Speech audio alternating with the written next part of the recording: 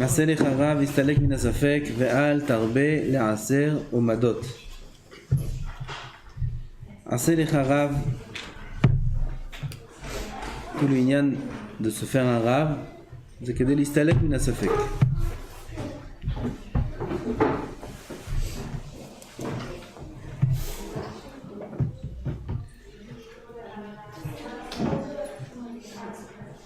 כן.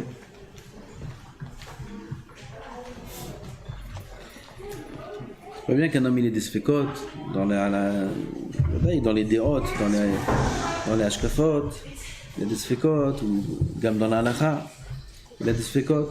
Ah, c'est les harav. On est obligé de suivre une chita, on est obligé de suivre un rav. On ne peut pas aller jouer sur tous les terrains. Une fois il va écouter celui-là, une fois il va écouter celui-là. Une fois il va... Celui-là c'est un sadique et celui-là c'est encore plus sadique. Celui-là il est comme ça et celui-là il est comme ça. Alors un homme il est boulbal après. Il entend plusieurs dérotes. Il entend plusieurs halachot. Sur tel halakha, l'autre il dit tu fais tel bracha. Tel halakha, l'autre il dit tu fais tel bracha. Il entend de tout. À la fin, il mange sans bracha. Ah, c'est pas bien. On sait l'hommage, שיקבל חבר לרב אף על פי שלא נתחכם יותר ממנו, à tel point qu'un homme doit prendre sur lui son חבר comme rave. Qu'est-ce que tu en penses dans ce din-là? Bien sûr, on parle de quelqu'un qui est arrivé déjà à la Hora'a, quelqu'un qui est déjà arrivé à un niveau. Et qu'est-ce que tu en penses? Moutar ou Assour, ce qu'il est possède, il accomplit. ואפילו אם לא השיג אל חוכמתו כדי שיסתלק מן הספק. Combien c'est important ce inyan là l'istalek me'asafek. Toute cette Mishnah de Rabban Gamliel, c'est un inyan de nous enseigner qu'il faut se sauver des sfekot. Les sfekot c'est pas bon. Avoir des doutes c'est pas bon. On sait, safek c'est Gematria Amalek. Amalek c'est là-bas où il rentre. Où il rentre Amalek, où il y a des doutes. Il faut avoir les idées claires, il faut avoir la halachot claire. Il faut avoir un fil conducteur clair. C'est important d'avoir un chemin. Et pour avoir un chemin, tu es obligé d'avoir un rave qui te donne ce chemin-là. En fait, c'est qu'un, il va voir une fois ce rave, comme on a dit, une fois ce rave, il va se trouver sur des carrefours, il va pas savoir quel chemin prendre. Oui, il va à droite, il va à gauche, parfois ça va se couper en plein d'autres chemins. Il ne saura pas quel chemin prendre. Le écart de l'enseignement de cette Mishnah de Rabban Gamliel, c'est l'istalek min asafek. Il ne faut pas rentrer dans les sfekot, il ne faut pas se créer des sfekot. C'est pour ça que quelqu'un il a son rave, tout ce qu'il lui dit, al yamin, al smol, il accomplit, et comme ça il n'a aucun safek.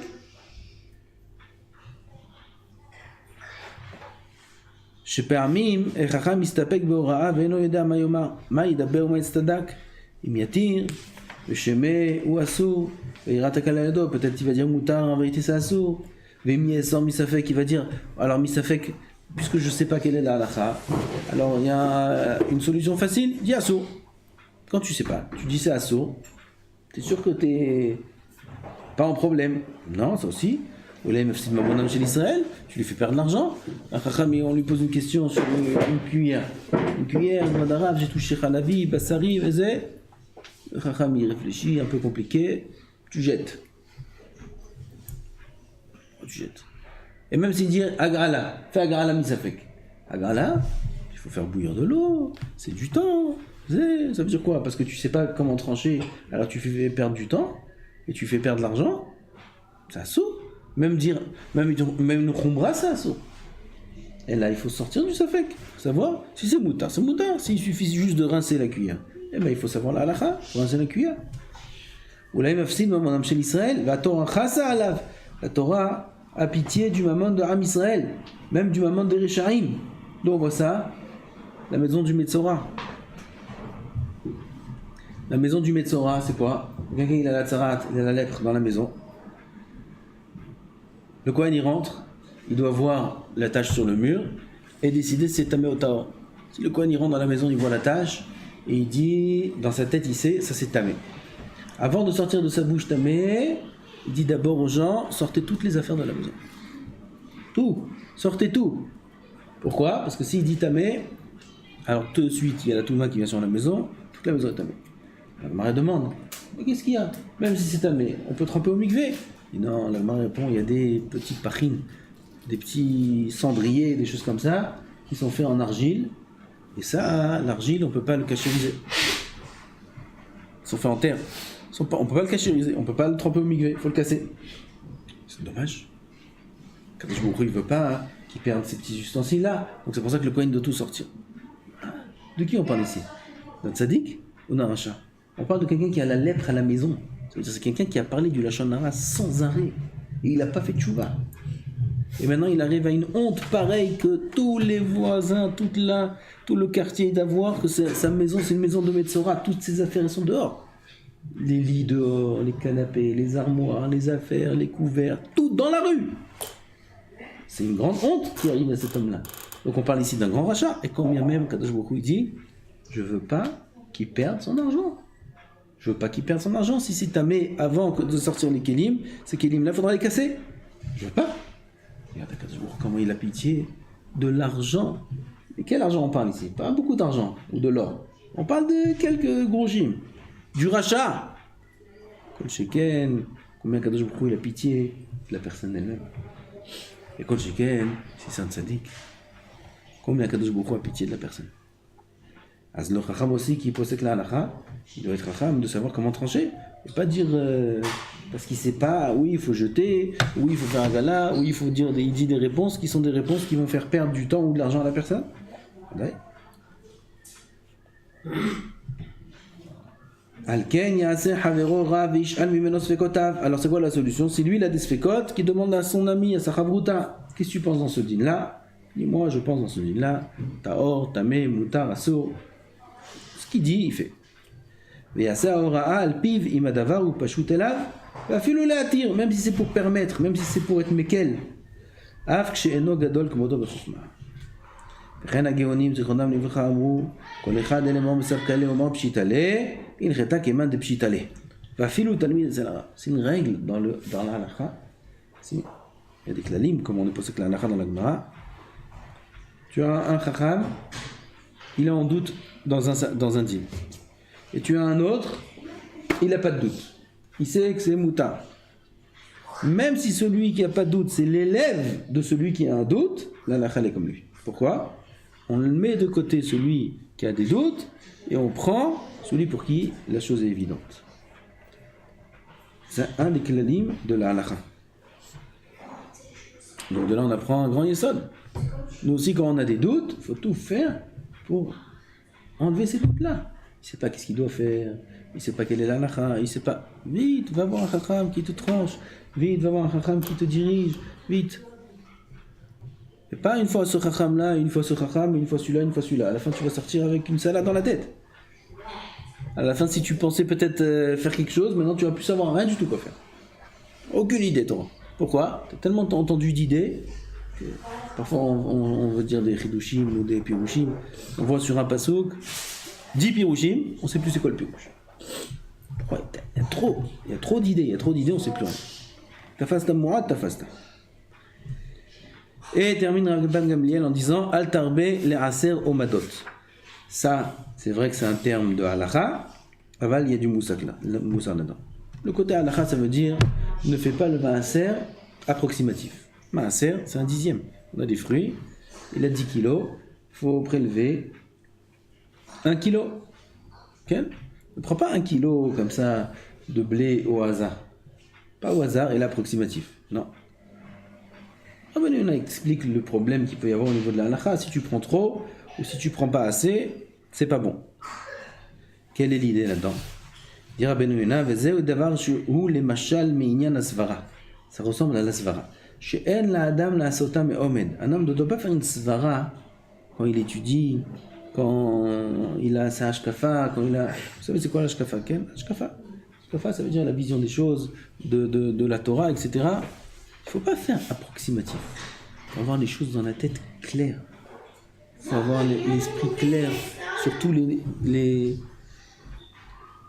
thèmes qu'il y a dans la Torah, sur toutes les sugyot qu'il y a. Il faut savoir quelle est l'ashkafa de la Torah au niveau de ça, des Bachou Yeshivot, quel est au niveau de ça, au niveau de ça, au niveau du Shlom Bayit, au niveau... Dans tous les niveaux, il faut avoir l'ashkafa clair. Quelle est la règle de chinour des enfants, quelle est la règle... Avoir l'ashkafa clair, pas avoir des idées approximatives sur chaque sujet. Dans ce cas-là, c'est pas un chacham cet homme-là.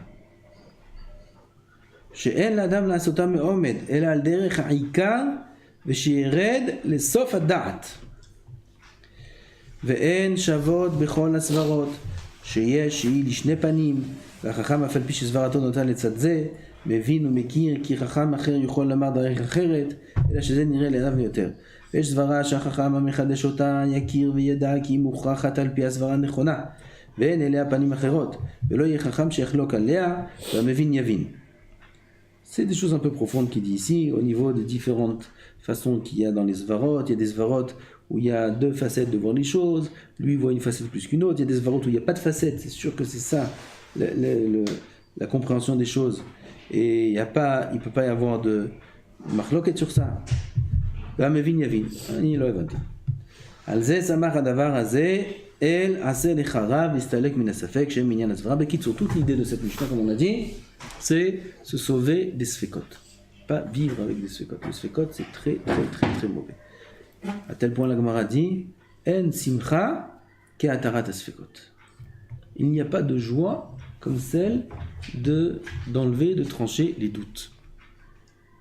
Quand un homme il a des doutes, je me rappelle une fois j'avais un doute terrible, terrible, sur un sujet, c'était avant mon mariage.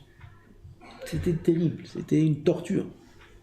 Oui ou non, ça ou ça. Et j'étais voir, à l'époque c'était Rav Shmuel Oyurbach, à la Vachala. On m'a zégdolé à dos. Shmuel. Il descendait les escaliers. Je suis venu à côté de lui, je lui ai dit que Vodarav, c'est des doutes que c'est. Pour arriver chez Rav Shmuel, ça veut dire que je suis passé avant chez Rav Aryeh, il m'a envoyé chez Rav Shmuel. Il m'a dit, en descendant les marches, après on a l'impression qu'il m'a même pas écouté. Il m'a dit non. Pas bon. Je suis sorti de là-bas, l'homme le plus heureux du monde. Bien que c'est pas bon, ça veut dire qu'il y a quelque chose, une perte quand même. Mais ça me dit qu'il n'y a plus de sfekot. Quel bonheur. Quel bonheur de vivre sans sfekot. Quel bonheur d'avoir des rabbanim, des chachamim, que quand on ne sait pas quoi faire, on va les voir. Voilà, je suis comme ça. Qu'est-ce que je fais?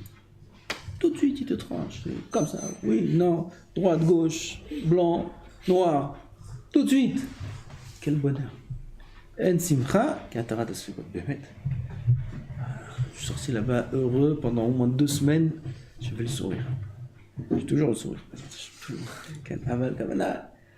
L'opasik, Choucham Poumé. 2 semaines. Il y avait le sourire qui était bloqué comme ça. De bonheur d'avoir tranché ce safek qui était tellement une épine dans le pied. D'enlever l'épine. Ça fait du bien. Pareil dans tous les domaines. Pourquoi un homme il a des sfekot? Il ne sait pas qu'est-ce qu'il va faire là, il ne sait pas qu'est-ce qu'il va faire plus tard, il ne sait pas ça. Il dit Chachamim, fais-toi un rave, va voir un rave. Le rave il te dit voilà, ça c'est bien, ça c'est le bon derrière. Sois mouchna devant le rave. Soit un homme il doit être soumis. Il fait un rave, il écoute. Voilà, j'ai écouté le rave ce qu'il a dit, oui j'entends, voilà, mais peut-être quelqu'un d'autre il va dire autre chose. Non, si tu fais un rave, il faut être soumis. Tout ce qu'il dit, il faut faire. Et ça, un homme il a la bracha. Si un homme il est soumis devant son rave, il s'appelle élève. Il y a des élèves, ils veulent eux-mêmes être rave. Si tu veux toi être rave, pourquoi tu demandes au rave? Demande-toi toi-même. Tiens, tu te poses la question et tu te réponds. Voilà. Pourquoi faire t'as besoin de rabbanim? T'as pas besoin de rabbanim. Il y en a, ils vivent comme ça. Ils se demandent à eux-mêmes, ils se répondent à eux-mêmes. Bon, si tu penses que c'est bien, vas-y. C'est pas le derrière de la Torah. Moshe Rabbeinu, il a étudié la Torah de la bouche d'Hachem. Yehoshua de la bouche de Moshe. Zekenim de la bouche de Yehoshua. Et Nevi'im, Vanchi Knesset Gadolad. Rav, les Talmid, les Rav, c'est le début de tout Pirkei Avot. Moshe, Kibel, Torah, Misinaï, Sarah, les Yehoshua, Yehoshua, les Zkenim, les Zkenim, les Nevi'im, Nevi'im, Sarah, les Knesset Gadolad, Hem, Amrouch, le Shadvarim, une transmission. Notre Torah, elle vient pas de n'importe où. Notre Torah vient de Sinaï, elle a été transmise de maître à élève. Donc le principe de maître à élève, c'est la base de la Torah. Il ne peut pas y avoir de Torah s'il n'y a pas de maître à élève. À tel point, regardez, jusqu'à où ça va. Jusqu'à où ça va ce inyan du danger que l'élève ne soit pas à 100% soumis à son rave. C'est quoi le danger? Regardez Resh Lakish et Rabbi Yochanan. Resh Lakish et Rabbi Yochanan. Il y avait une fois une discussion entre eux. Et il y avait une chéla sur un couteau. Et Rabbi Yochanan, il a dit à Resh Lakish, bon, tu connais toi les couteaux, non? Resh Lakish, c'était... Vous avez vu dans Gittin l'histoire de Resh Lakish, ouais? Hein? C'était quelque chose, Resh Lakish. C'était quelque chose. Il s'est vendu aux cannibales. Cannibaux, non, cannibales. Cannibaux? Cannibales. Avec un S. Cannibale, il s'est vendu à des cannibales, il s'est vendu. Resh Lakish s'est vendu à des cannibales pour gagner de l'argent. Mais attends, ils vont te manger. Non, il sait. Il demande la dernière demande. Quelle est ta dernière demande? Il a dit Resh Lakish, il savait ça qu'il demandait le jour de la mort. Quelle est sa dernière demande? Parce que son sang et la viande de l'homme, elle est meilleure si jamais on lui a réalisé sa dernière demande avant de le tuer, avant de le manger. Il savait ça. Il a préparé un petit sac comme ça, un petit sac. Il avait l'air de rien du tout. Et dedans il y avait une bille. Il est venu. Ils lui ont dit quelle est ta dernière demande? Il a dit ma dernière demande, c'est je vous attache à tous, vous vous asseyez. Avec ce petit sac-là, je vous mets 1,5 coup sur la tête. Bon, si c'est pour te manger, pourquoi pas? Ils sont assis comme ça. Il est venu avec une bille en pierre. Et paf, il leur a tapé bien au bon endroit sur le crâne. Un coup, il l'a assommé comme ça. Quand il était assommé, il avait les dents qui étaient comme ça serrées. Alors ça a donné l'air qu'il rigolait. Tu vois, tu rigoles, tu te moques de moi, il dit Resh Lakish. Ken, je te donne encore un demi-coup. Paf, il lui donne encore un demi-coup, il l'a achevé. Il les a tous tués. Il est parti. Il a pris l'argent. C'était Resh Lakish. C'est quoi ça? Il est fort. Il lui a dit, Rabbi Yochanan, toi tu connais les couteaux. Toi tu connais les couteaux. Alors Resh Lakish s'est vexé, il a dit un mot qu'il fallait pas à Rabbi Yochanan. Rabbi Yochanan, il a entendu ça.